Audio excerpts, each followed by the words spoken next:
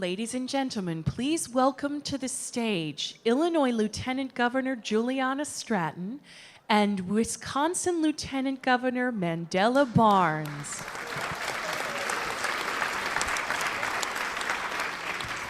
Super excited to moderate this lovely panel. So thank you so much for joining us.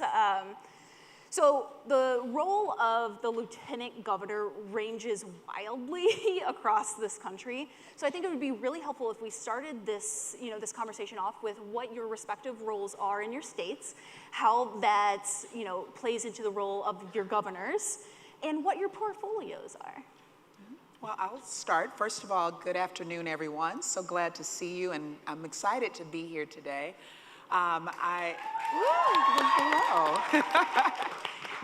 So we just celebrated yesterday 100 days in office.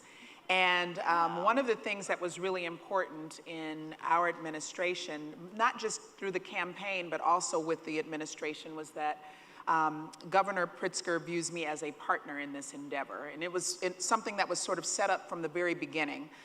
When he asked me to be his running mate, I told him I believe that I have a lot to contribute to our state. There are some issues that I'm very passionate about, especially issues relating to criminal justice reform. And I wanted to make sure that it was something that I was going to be able to work on in a substantive way. So from the very beginning, he said I would expect nothing less. And that was the way that we kind of carried things out throughout the campaign and then now in the administration. And so one of the ways that has been sort of settled is about a month or so ago, he signed an executive order creating the Justice, Equity, and Opportunity Initiative, which is housed in my office and under my leadership, which really broadens the conversation around justice to move from just thinking about jails and prisons and policing to thinking about sort of the factors that might lead someone into that system, and thinking about housing and education and employment and access to health care or the lack thereof. And so when we think about justice more broadly and the fact that we can't really have justice without equity and opportunity, this is a way that I'm kind of in the position to continue to do work that I'm very passionate about, work that I love, but also have the access to convene every single one of the state agencies and departments in furtherance of or in pursuit of justice. So we work very closely together. There's a lot that I do. We have legislative initiatives that we have pushed forward. We're very proud to have raised the minimum wage here in Illinois to $15 an hour, which gave 1.4 million people in our state a raise. We're continuing to work on, over these next days or month and just over a month of session, to make sure that we get a fair tax passed here in Illinois. We have proposed a balanced budget. We are working to legalize the adult use of cannabis. These are things that we are working on together, but the key thing that I want to say, based upon my role as the head of the Justice, Equity, and Opportunity Initiative, and we do have a director who has been recently hired, Quinn Rollins, who's really going to be spearheading a lot of these issues, is to make sure that we bring an equity lens to these issues.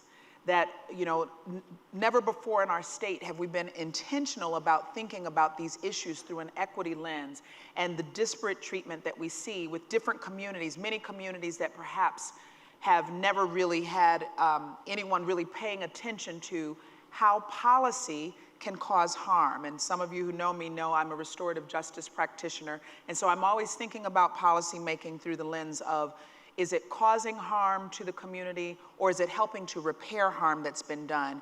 And as all of us here know, policy throughout the years has been conducted in ways that often causes harm, and often causes harm disproportionately to communities that are either communities of color or communities that have been marginalized. And we have to make sure that as we think about our administration, that my role is to make sure that we think about policy through a lens of equity and opportunity and, of course, justice. Amazing. Go ahead. All right, Thank you so much. Thank you for having me here today. Really excited to make the trip. And I'm glad that you talked about being partners in the work, because in Wisconsin, as you talked about the role of lieutenant governor, it varies state to state. The process of becoming a lieutenant governor also varies from state to state. And in Wisconsin, we have to run in our own primary to get on the ticket, and then in the general, you're matched up with whoever wins the primary for governor. So it's a forced marriage, and it hasn't always gone the way that each candidate would have liked for it to have gone. And at least in my lifetime, which 32 years.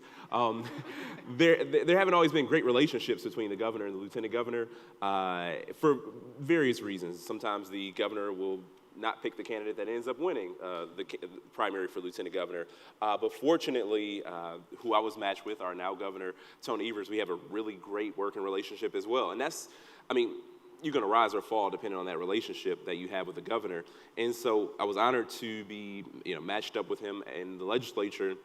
I served on the education committee. He was previously the superintendent of public instruction in Wisconsin. So my office worked with his to some degree for quite some time. And now that I am in office, that we are in office, we celebrated our 100 days last week.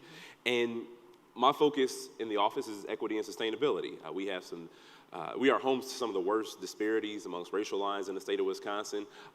People always, ask, we got black people in Wisconsin? I went to school in Alabama, and that's the question I got all the time. The most unfortunate and unsettling thing about that question is the fact that, we make up 6% of the state's population, but over 50% of the prison population. And, you look at health outcomes, you look at income disparities, all those just along racial lines, it's terrible. And we have to work to fix those issues. We spend a whole lot of money to lock people up, but not a whole lot of money to build up communities. And I'm glad you talked about criminal justice, because the process of criminal justice starts before the criminal justice system comes into play.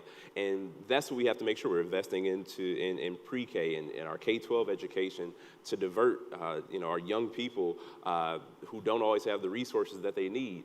And on the sustainability piece, I think we have a world of opportunity. I think that Illinois has done a great job at taking advantage of the opportunities that exist in renewable energy. We have not in Wisconsin. We don't generate much of our own energy. The majority of our power for electricity comes from coal, and there is no coal in Wisconsin. There is no oil in Wisconsin. We do have some sun, and we do have some wind. And with it, notice I said some.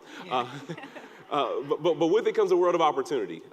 There's so many entrepreneurs who are doing work in other states. There are jobs that could be created in Wisconsin that aren't being created. In our budget, we put $4 million into just research. It's a small amount of money, but it will get the ball rolling in a field that's virtually untapped in the state of Wisconsin. So sustainability and equity issues are the key focus of my office, and I'm looking forward to getting to work. Awesome. So pretty accomplished folks here, right? And really, going a little bit more into that accomplishment, you're each both the first black person to serve as lieutenant governor for your respective states. Juliana is also, right? She is also the first black woman, and you're also the first millennial, correct? Yep. So lots of firsts. Wait, am I not in the millennial category? What's the age breakout on this? What is the age? I might not be. Some people call me millennial. I'll take your word for it. Yeah. So a lot of firsts, and and that obviously adds a unique perspective, for serving in your role. If you guys could just walk through a little bit of how that has changed, and affects your state, how it has changed policy. And what we've got 11 minutes, and what we can do to help further that perspective and support you as well. Yeah, I was